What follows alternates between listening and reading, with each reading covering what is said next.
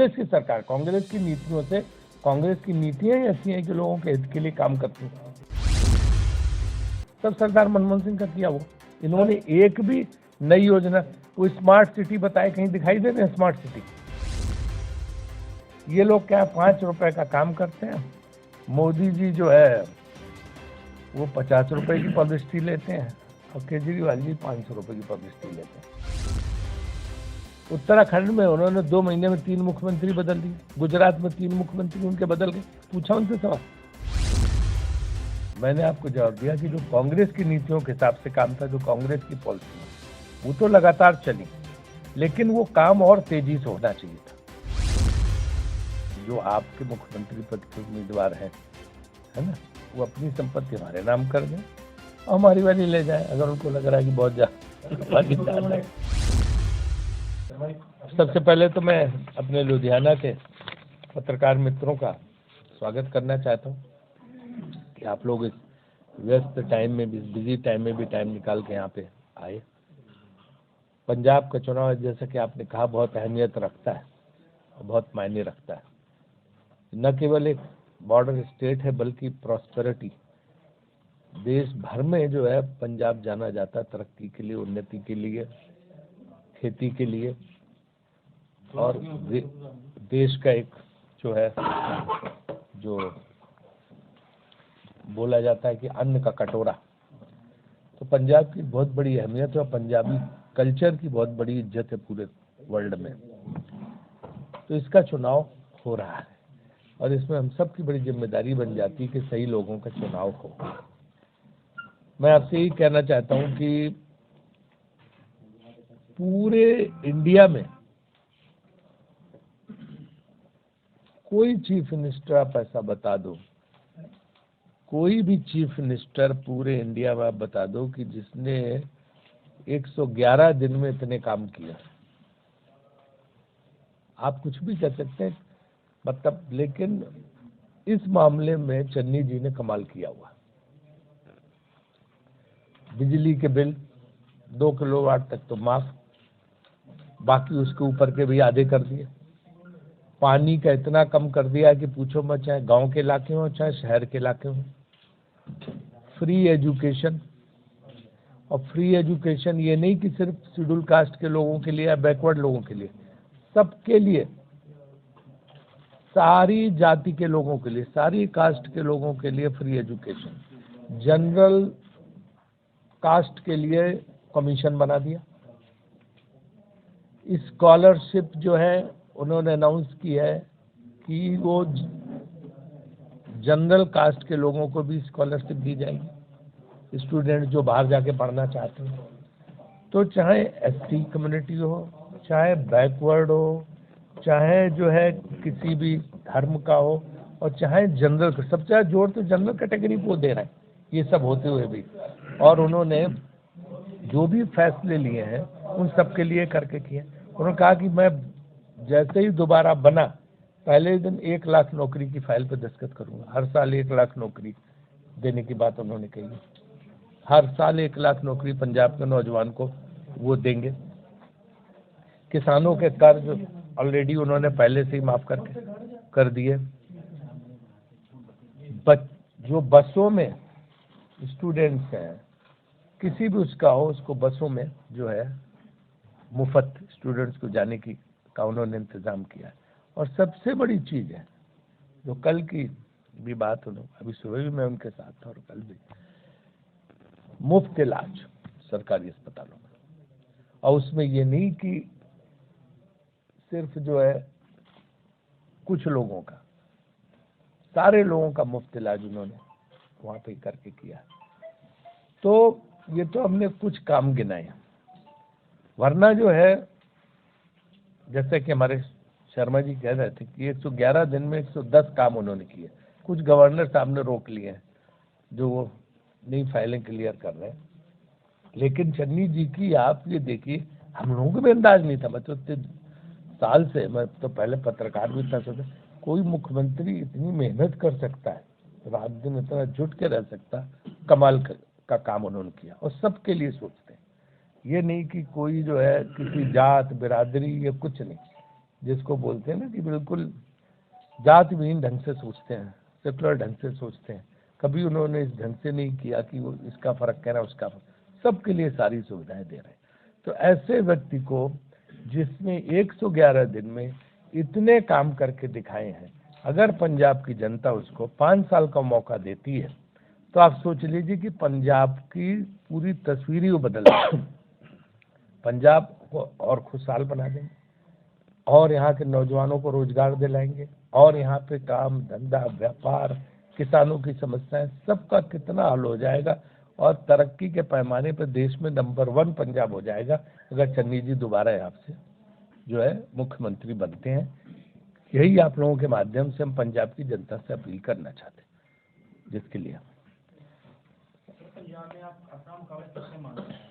देखिए बड़ा अच्छा सवाल आपने किया। हम 117 जगह लड़ रहे हैं।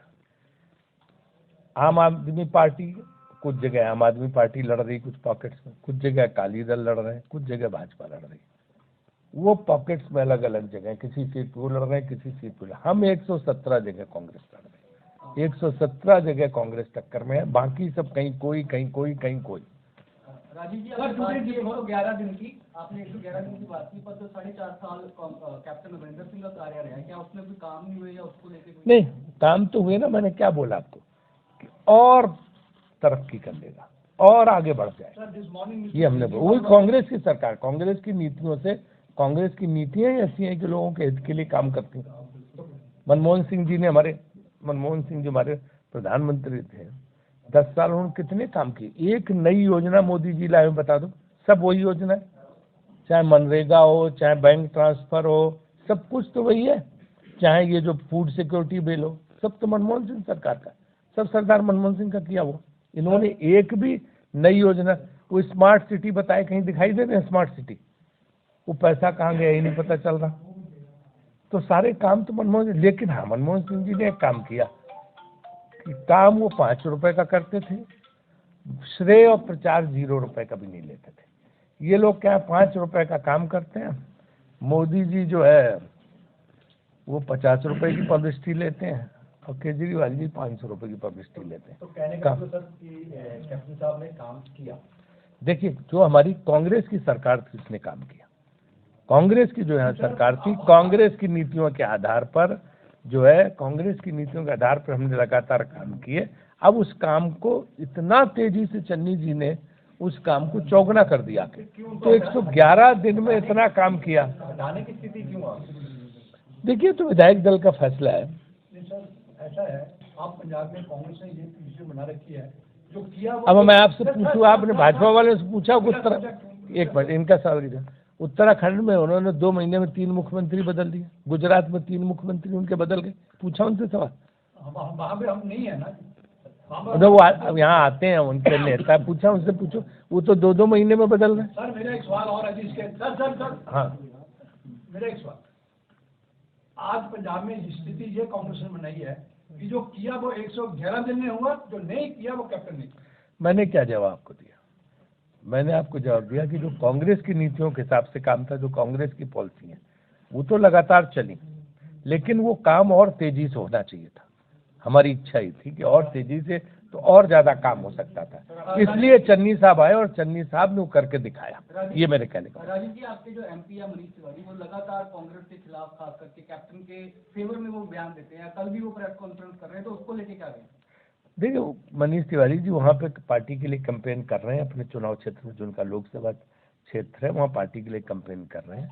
कल ही हमारी उनकी बात हुई, वहाँ पार्टी के लिए कैंपेन कर रहे हैं। आपने चन्नी जी के बारे में बात की कितना काम किया उन्होंने, ऑपोजिशन उनको टारगेट कर रही है कि जो उनके ईडी रेड जिसके बाद उनके खाने के ऊपर। देखिए यही तो कमाल है कि जब कोई काम करता, जब किसी की जीत की उम्मीद दिखती है तो अपोजिशन उसके खिलाफ जो लोग होते हैं उस पर अटैक करना शुरू कर देते हैं। चन्नी ने माफिया खत्म किया, माफिया किसे लड़ रहा तो लोग निश्चित रूप से अटैक करेंगे। आप ईडी की बात करते हो, बंगाल चुनाव में ईडी कितनी जोर से अटैक कर रहा था चुनाव के वक्त, उसके बाद कहीं कोई बात सुनाई दे रही है? तमिलनाडु चुनाव था, ईडी डीएमके वालों के पीछे पड़ा हुआ था। गोवा चुनाव में ईडी पीछे पड़ गया। तो जहां चुनाव होते ईडी पीछे जाती है, जैसे चुनाव खत्म हो जाते हैं ईडी गायब हो जाती है। ये तो कमाल ही है ना। तो ये तो कुछ भी बना दो कहानी, उन्होंने तो कल चन्नी जी ने, एक मिनट की जात के जवाब दे दूं सराजी की, चन्नी जी ने तो कल कहा कि भाई अगर ये कहते हैं कि हमारी प्रॉपर्टी हमने इतनी डिक्लेयर की, कोई सब फर्जी बता रहे हैं, उनका हलफनामा आप निकाल के देख लीजिए पूरे वेबसाइट पे, जो ये बता रहे हैं 174 करोड़ फलाना करोड़, सब झूठ। आप उसमें तो अब तो रहता है सब कुछ इलेक्शन कमीशन की वेबसाइट पे उनका। फिर भी मैं चुनौती देता हूँ कि जो है वो अपनी संपत्ति हमारे नाम कर दें, जो आपके मुख्यमंत्री पद के उम्मीदवार हैं, है ना, वो अपनी संपत्ति हमारे नाम कर दें और हमारी वाली ले जाएं, अगर उनको लग रहा है कि बहुत ज्यादा। बादल साहब के लिए भी उन्होंने कहा कि अपनी संपत्ति हमें दे दें, हमारी वाली ले जाएं अगर हमारी ज्यादा वहाँ पे। केजरीवाल जी ने इस चीज को एक्सेप्ट कर लिया सर। आज सुबह उन्होंने प्रेस कॉन्फ्रेंस करी थी, तो उसमें उन्होंने कहा है कि हाँ ठीक है, हम करने के लिए तैयार हैं। मैं भगवंत मान की तरफ से कहता हूँ कि आप जब चाहें तब कर लें। हाँ, भगवंत मान ने कहा वो कौन है उनकी संपत्ति बेचने वाले? वो तो नहीं कभी कहेंगे। पार्टी छोड़ते जा रहे हैं, क्या कारण है ऐसा कि पार्टी छोड़ना चाहिए? कौन दिग्गज देता पार्टी छोड़ देता?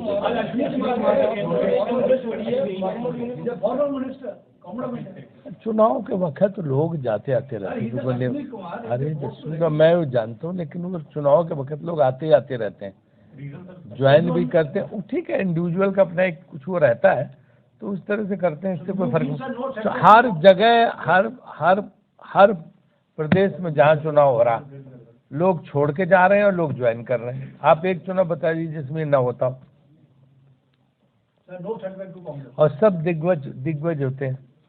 कांग्रेस के जो चुनाव वो हैं उन पर कोई फर्क नहीं पड़ेगा।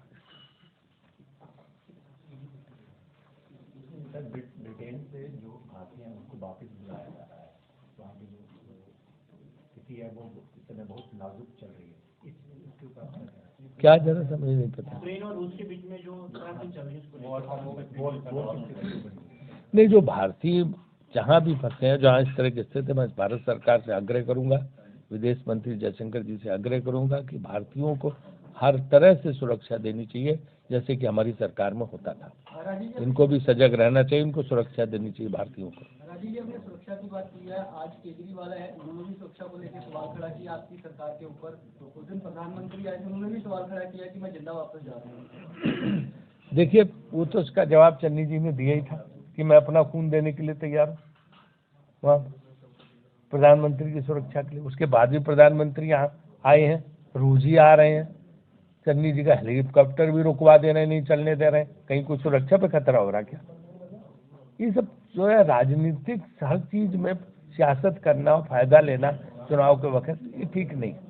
चन्नी जी की मानसिकता पर सवाल खड़े कर रहे हैं केजरीवाल।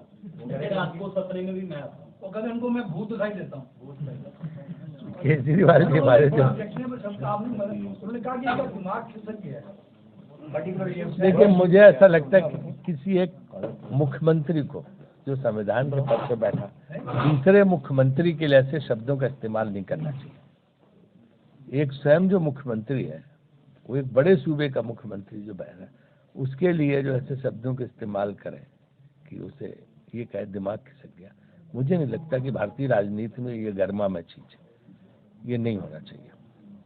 10 बातें लोग उनके जो कैंडिडेट के बारे में कह सकते हैं। आज आपके सामने 3 तस्वीरें हैं ना, चन्नी जी हैं, भगवंत मान है और सुखबीर बादल है। जनता को इन 3 तस्वीरों के बीच में चुनना कि किसको मुख्यमंत्री चाहते।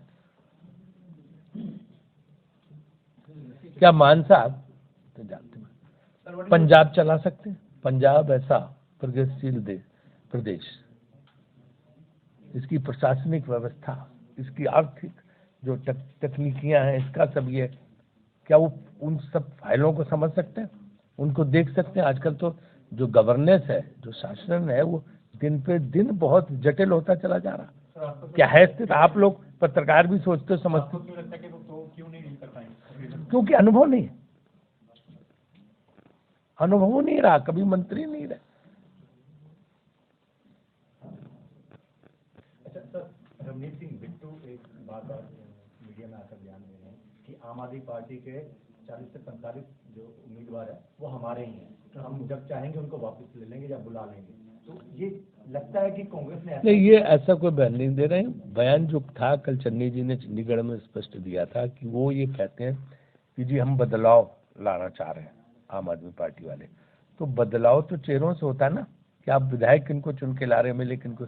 तो 45 लोग तो ऐसे हैं कि जो दुनिया पहले कितनी पार्टियों में रह चुके हैं, चुनाव हार चुके, कुट पिट चुके, उनकी मतलब छवि ये हो चुकी, उनको ला कर रहे तो बदलाव कहाँ से होगा। ये चन्नी जी ने कल कहा था कि जब वही सब उन्होंने लिस्ट पढ़ी थी कि आप देखो ये सब लिस्ट है कि सब पुरानी पार्टियों में घूम फिर के आए हुए लोग हैं, दल बदल कर करके, तो उनसे बदलाव लाओगे, तो ये सब धोखाधड़ी है, कोई बदलाव नहीं कुछ लाने वाले। सर नवजोत सिंह सिद्धू भी तो बीजेपी से हैं?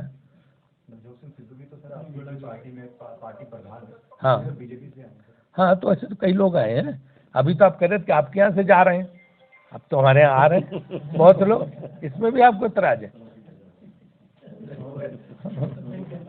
ठीक है। कांग्रेस पार्टी स्पष्ट बहुमत से सरकार बनाएगी, आप जाने। चन्नी जी दोबारा मुख्यमंत्री होंगे और पंजाब की सारी जनता के लिए काम करेंगे। और एक चीज मैं और बता दूं, पंजाब के लोगों को इस मामले में एकदम स्पष्ट समझना चाहिए कि कांग्रेस पार्टी की नीति है, किसी भी कीमत पर हम आतंकवाद नहीं लौटने देंगे। ऐसे तत्व जिनका आतंकवादी संगठनों से ताल्लुक है, उनके मंसूबे सफल नहीं होंगे। किसी भी कीमत पर आतंकवाद पंजाब में नहीं लौटने। कांग्रेस ने ही यहाँ का आतंकवाद खत्म किया है। कांग्रेस में सरदार बेन सिंह ने कुर्बानी दी। आतंकवाद का लोग सुख चैन की जिंदगी दसियों साल से बिता रहे हैं कांग्रेस की सरकार। कांग्रेस ने चाहे शहर के लोग हों चाहे गांव के लोग हों, सबको सुख शांत अमन चैन दिया है। हम ही जो है आतंकवाद रोक सकते हैं और आतंकवाद से मुकाबला कर सकते हैं और आतंकवाद यहाँ नहीं आने देंगे। ये इस मंच से मैं लुधियाना में कहना चाहता हूँ। सर लास्ट क्वेश्चन आपसे, जैसे आपने आतंकवाद की बात करी है तो आज केजरीवाल जी ने सवाल खड़े किए हैं बॉर्डर एरिया का। सर उनका कहना है कि बॉर्डर पे लगे जो सुरक्षा है वो कहीं ना कहीं मिली भगत है, जिसके चलते नशा यहाँ पर आता है, पाकिस्तान से असला आता है। तो ये सुरक्षा के ऊपर भी देखिए, नशे के खिलाफ सारी लड़ाई राहुल गांधी ने शुरू की थी। अगर आपके याद हो, सबसे पहले आके उन्होंने नशे के खिलाफ पूरा वो बोले, उसके बाद से पूरा अभियान चालू हुआ और इस पर रोक लगने की कोशिश की। तो नशे के खिलाफ भी राहुल गांधी ने शुरुआत की थी। आतंकवाद में कांग्रेस का इतिहास है, कांग्रेस ने आतंकवाद को रोका है। सबको सुख चैन की जिंदगी मिली, चाहे शहर के लोग हों चाहे देहात के लोग। अगर सुख चैन शांत अमन चाहिए तो कांग्रेस को लाना चाहिए। क्या ऐसा है, क्या मिली भगत से ही ऐसा हो रहा है जो देश में नशा आ रहा है, या किसकी मिली भगत भाई, हमें तो पता नहीं किसकी मिली भगत। हम लोगों की कोई मिली, हम तो कार्रवाई कर रहे हैं। कांग्रेस पार्टी ने तो कार्रवाई की। मिली भगत कुछ भी आरोप लगा देते हैं उनकी आदत।